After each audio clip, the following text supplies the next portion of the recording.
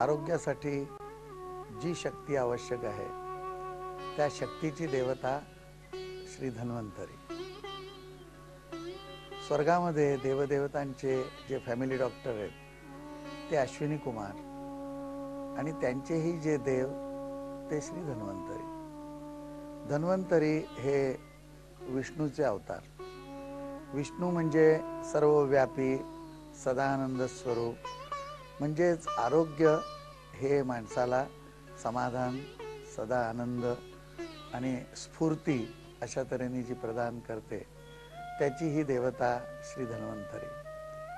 धन्वंतरींचे ध्यान जे आहे त्यामध्ये एका हातामध्ये शंख, एका हातात चक्र, एका हातात जलौका आणि एका हातात अमृतकुंभ अशा तऱ्हेने धारण करणारे हे धन्वंतरी. शंख जो आहे तो संवादाचं प्रतीक आहे. रोगी आणि वैद्य यांच्यातला उत्कृष्ट संवाद हा जेवढा आवश्यक आहे तेवढाच मनुष्याला संवाद हा जर साधला नाही स्वतःशी, समाजाशी, आपापल्या आजूबाजूच्या माणसांशी, तर आरोग्य मिळणार नाही. शिवाय शंख हा शून्यातून विश्वाकडे आणि विश्वातून शून्याकडे हा आवर्तन रूपाने जोडतो. त्याच्या आतमध्ये अशा तऱ्हेचं स्पायरल योजना असते. ही पण शंख धारण करण्याची एक सूचकता आहे.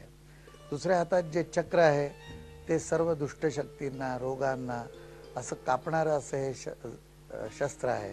आणि त्याचप्रमाणे ते सुदर्शन आहे. सुदर्शन म्हणजे निश्चित कल्पना येणं, प्रत्यक्ष व्यवस्थित कळणं, रोग काय आहे किंवा कुठल्या तऱ्हेचं असंतुलन झालंय याचं निदान, आणि त्यासाठी असणारी सर्व माहिती ही या डिस्कवरती, या सुदर्शन चक्रामध्ये उपलब्ध असते.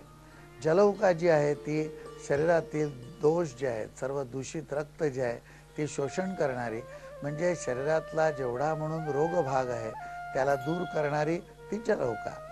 आणि त्यानंतर मग आवश्यकता असते ती आहार आणि औषधाची.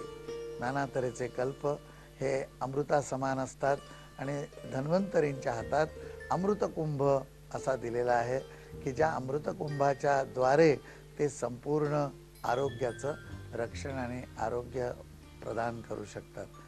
धन्वंतरी हे या शब्दाचा धनुष्य आणि तारणे अशा संधीतूनही हा शब्द झालेला सापडतो. आणि त्यामध्ये धनुष्य म्हणजे आपला मेरुदंड, त्या मेरुदंडालाच जोडलेली सर्व शक्तीची चक्र असतात. मेरुदंड हा शरीर आणि मेंदू यांना जोडणारा पूल असतो आणि या संसार सागरातून किंवा या संपूर्ण जीवनाला सुखी करण्यासाठी तारून नेणारा असा जो आहे तो हा धन्वंतरी आहे. धन आणि वन असेही शब्द यातून प्रतीक होतात.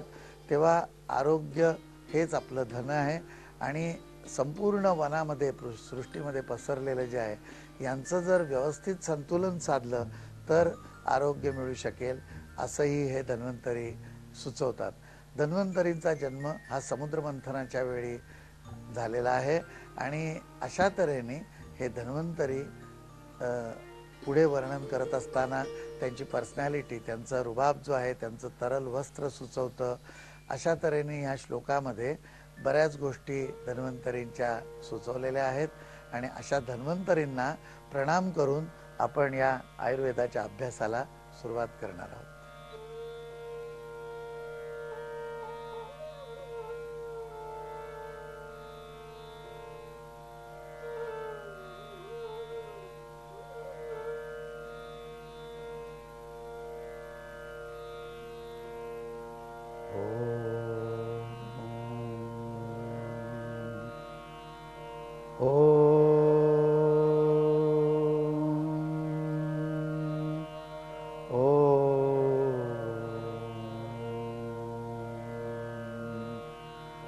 ओम स्वरूपाय नमः.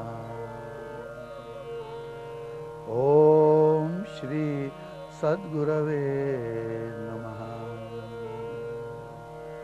ओम श्री धन्वंतरये नमः.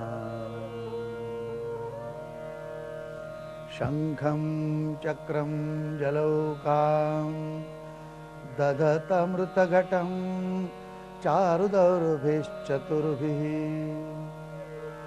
सूक्ष्मस्वच्छातिरुद्यां शुकपरिविलसन् मौलिमम्भोजनेत्रम् कालाम्भोदोज्ज्वलाङ्गं कटितटविलसन् चारुपीताम्बराढ्यं वन्दे धन्वन्तरिं तं निखिलगदवन प्रौढदावाग्निनीलम्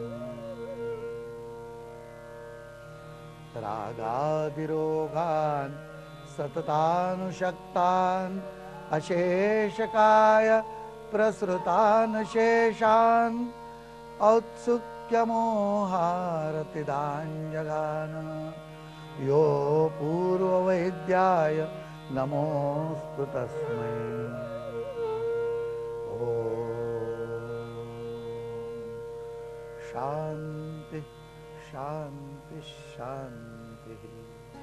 आपलं आरोग्य उत्तम राहावं ह्यासाठी आयुर्वेदाने सांगितलेल्या नाना युक्त्या शिकून घ्यायला हव्या, हा या कार्यक्रमाचा उद्देश आहे।